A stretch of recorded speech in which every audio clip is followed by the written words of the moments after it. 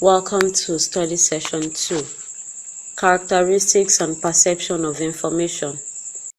Introduction. Fundamentally, information has some peculiar features or characteristics that had been in existence since the creation of mankind. These characteristics could only be shaped but not altered by the advent of modern-day technologies. All the same, while information is strictly ubiquitous and elusive, the way people perceive information greatly differs, ranging from being tangible, intangible, or even regarded as a process. Learning outcomes. At the end of this study session, you should be able to 1. Highlight on the characteristics of information. 2. Explain the perception of information. 3. Discuss on the ubiquity and elusiveness of information. Characteristics of information. Good information is that which is used and which creates value. Experience and research shows that good information has numerous qualities. Good information is relevant for its purpose, sufficiently accurate for its purpose, complete enough for the problem, reliable and targeted to the right person.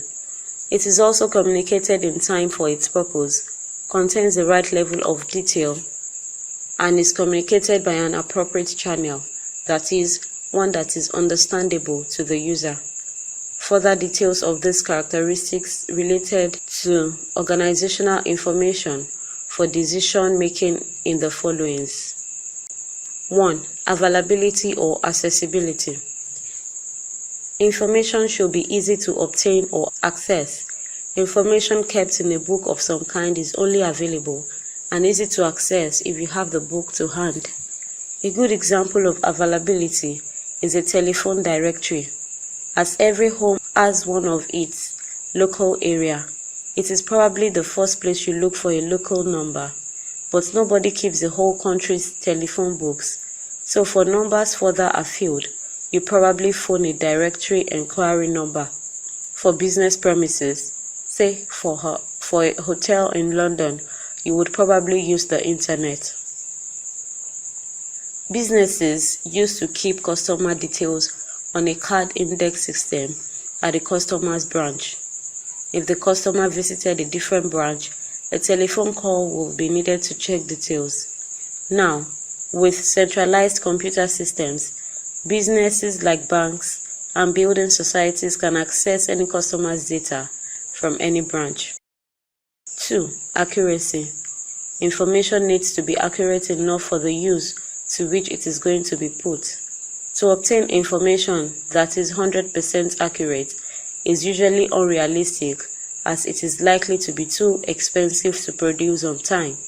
The degree of accuracy depends upon the circumstances at operational levels. Information may need to be accurate to the nearest penny on a supermarket till receipts, for example. At tactical level, department heads may see weekly summaries correct to the nearest £100, whereas at strategic level, directors may look at comparing stores' performances over several months to the nearest £100,000 per month. Accuracy is important.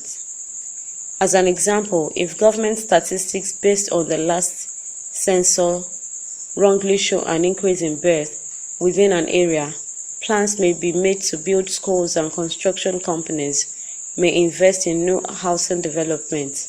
In these cases, any investment may not be recouped. Reliability and objectivity. Reliability deals with the truth of information or the objectivity with which it is presented. You can only really use information confidently if you are sure of its reliability and objectivity. When researching for an essay in any subject, we might make straight for the library to find a suitable book. We are reasonably confident that the information found in a book, especially one that the library has purchased, is reliable, and in the case of factual information, objective. The book has been written, and the author's name is usually printed for all to see. The publisher should have employed an editor and an expert in the field to edit the book and question any factual doubts they may have. In short, much time and energy goes into publishing a book, and for that reason, we can be reasonably confident that the information is reliable and objective. 4. Relevance or appropriateness. Information should be relevant to the purpose for which it is required. It must be suitable. What is relevant for one manager may not be relevant for another. The user will become frustrated if information contains data irrelevant to the task in hand. For example, a market research company may give information on users' perception of the quality of a product. This is not relevant for the manager who wants to know opinions on relative prices of the product and its rivals. The information gained will not be relevant to the purpose. Completeness. Information should contain all the details required by the user. Otherwise, it may not be useful as the basis for making a decision. For example, if an organization is supplied with information regarding the cost of supplying a fleet of cars for the sales force and servicing and maintenance costs are not included, then a costing based on the information supplied will be considerably underestimated. Ideally, all the information needed for a particular decision should be available. However, this rarely happens. Good information is often incomplete. To meet all the needs of the situation, you often have to collect it from a variety of sources. Level of detail or conciseness. Information should be in a form that is short enough to allow for its examination and use. There should be no extraneous information. For example, it is very common practice to summarize financial data and present this information both in the form of figures and by using a chart or graph. We would say that the graph is more concise than the tables of figures, as there is little or no extraneous information in the graph or chart. Clearly, there is a trade-off between level of detail and conciseness. Presentation. The presentation of information is important to the user. Information can be more easily assimilated if it is aesthetically pleasing. For example, a marketing report that includes graphs of statistics will be more concise as well as more aesthetically pleasing to the users within the organization. Many organizations use presentation software and show summary information via a data projector. These presentations have usually been well thought out to be visually attractive and to convey the correct amount of detail. Timing. Information must be on time for the purpose for which it is required. Information received too late will be irrelevant. For example, if you receive a brochure from a theater and notice there was a concert by your favorite band yesterday, then the information is too late to be of use. Value of information. The relative importance of information for decision making can increase or decrease its value to an organization. For example, an organization requires information on a competitor's performance that is critical to their own decision on whether to invest in new machinery for their factory. Cost of information. Information should be available within set cost levels that may vary dependent on situation. If costs are too high to obtain information, an organization may decide to seek slightly less comprehensive information elsewhere. For example, an organization wants to commission a market survey on a new product. The survey could cost more than the forecast initial profit from the product. In that situation, the organization would probably decide that a less costly source of information should be used, even if it may give inferior information. The difference between value and cost. Many students in the past few years have confused the definitions of value and cost. Information gained or used by an organization may have a great deal of value, even if it may not have cost a lot. An example would be bookshops who have used technology for many years now, with microfiche giving way to computers in the mid to late 1990s. Microfiche was quite expensive, and what the bookshops received was essentially a list of books in print. By searching their microfiche by publisher, they could tell you if a particular book was in print. Eventually, this information became available on CD-ROM. Obviously, this information has value to the bookshops in that they can tell you whether or not you can get the book. The cost of subscribing to microfiche was fairly high, subscribing to the CD-ROM version only slightly less so. Perception of information. There are three different views by which people perceive information. They are as follows. 1. Perception of information as a commodity. That information, knowledge, and wisdom have financial value has been acknowledged for many years. If I may quote from the Christian Holy Bible, "Happy is the man that findeth wisdom, and the man that getteth understanding, for the merchandise of it is better than the merchandise of silver, and the gain thereof than fine gold." This is extracted from the book of Proverbs, whose compilation started 800 years before the present era. In spite of this, the idea that information as opposed to the information carriers, such as manuscripts and books, is something that should be paid for is not something that has been apparent to the general public, except in the cases of military and industrial espionage. Perception of information as a process. Perception, the perception process, selection, organization, and interpretation. A informs B, that is, A is communicating with B. Here, information is likened to communication.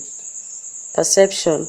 Perception refers to the set of processes we use to make sense of all the stimuli you encounter every second. From the glow of the computer screen in front of you, to the smell of the room, to the itch on your ankle, our perceptions are based on how we interpret all these different sensations, which are sensory impressions we get from the stimuli in the world around us. Perception enables us to navigate the world and to make decisions about everything, from which t-shirts to wear or how fast to run away from a bear. Close your eyes. What do you remember about the room you are in? The color of the walls, the angle of the shadows, whether or not we know it. We selectively attend to different things in our environment. Our brains simply don't have the capacity to attend to every single detail in the world around us. Optical illusions highlight this tendency. Have you ever looked at an optical illusion and see one thing, while a friend sees something completely different? Our brains engage in a three-step process when presented with stimuli: selection, organization, and interpretation. For example, think of Robin's vase, a well-known optical illusion depicted below. First, we select the item to attend to and block out most of everything else. It's our brain's way of focusing on the task at hand to give it our attention. In this case, we have chosen to attend to the image.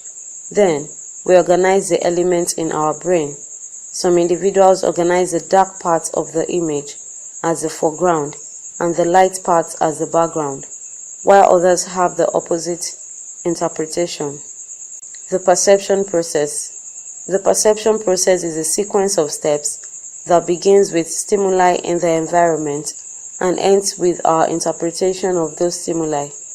This process is typically unconscious and happens hundreds of thousands of times a day. An unconscious process is simply one that happens without awareness or intention.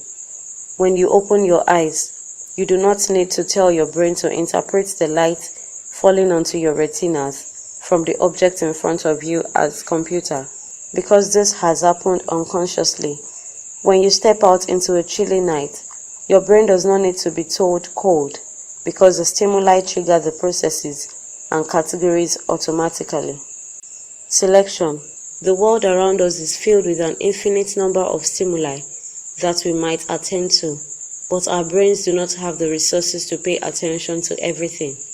Thus, the first step of perception is the usually unconscious but sometimes intentional decision of what to attend to.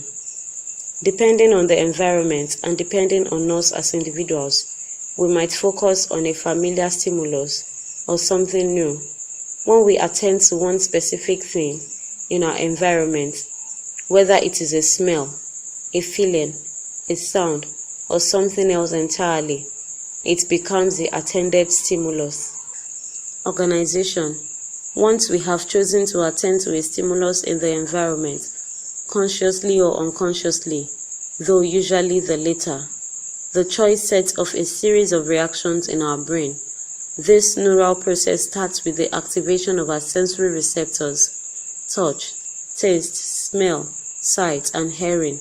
The receptors transduce the input energy into neural activity, which is transmitted to our brains, where we construct a mental representation of the stimulus, or in most cases, the multiple related stimuli, called a percept.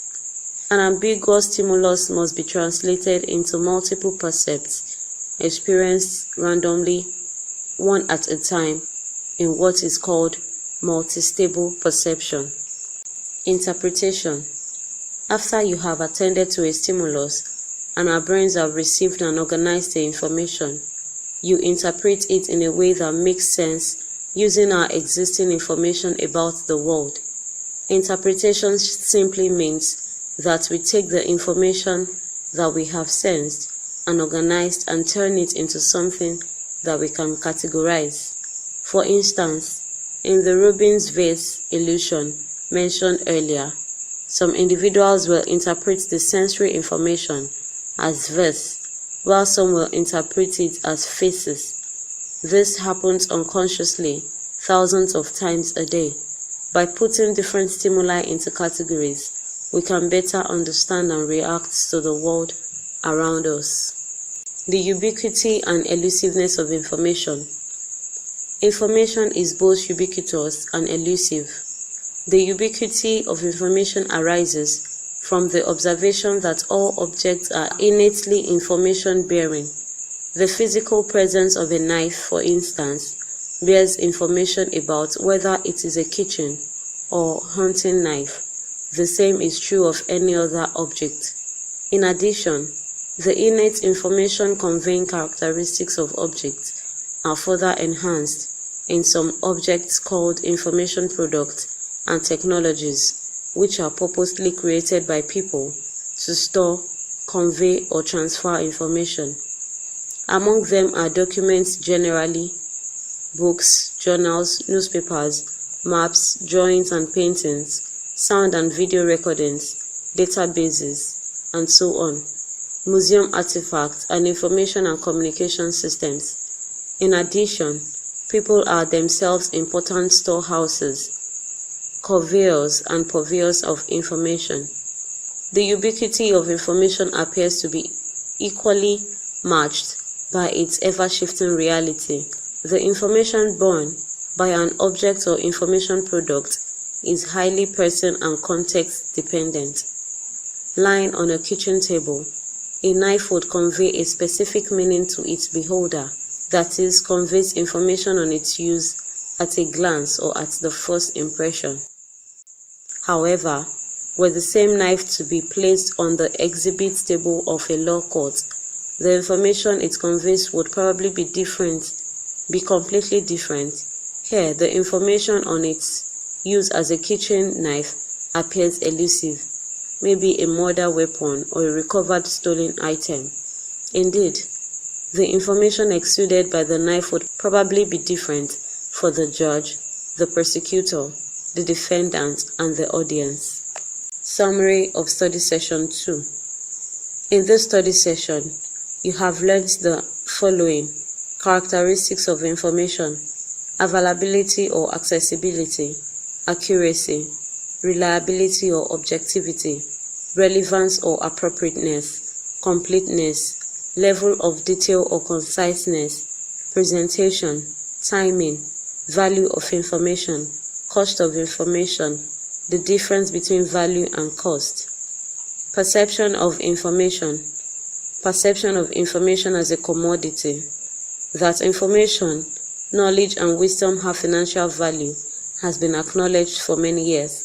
If I may quote from the Christian Holy Bible, "Happy is the man that findeth wisdom, and the man that getteth understanding, for the merchandise of it is better than the merchandise of silver, and the gain thereof than fine gold."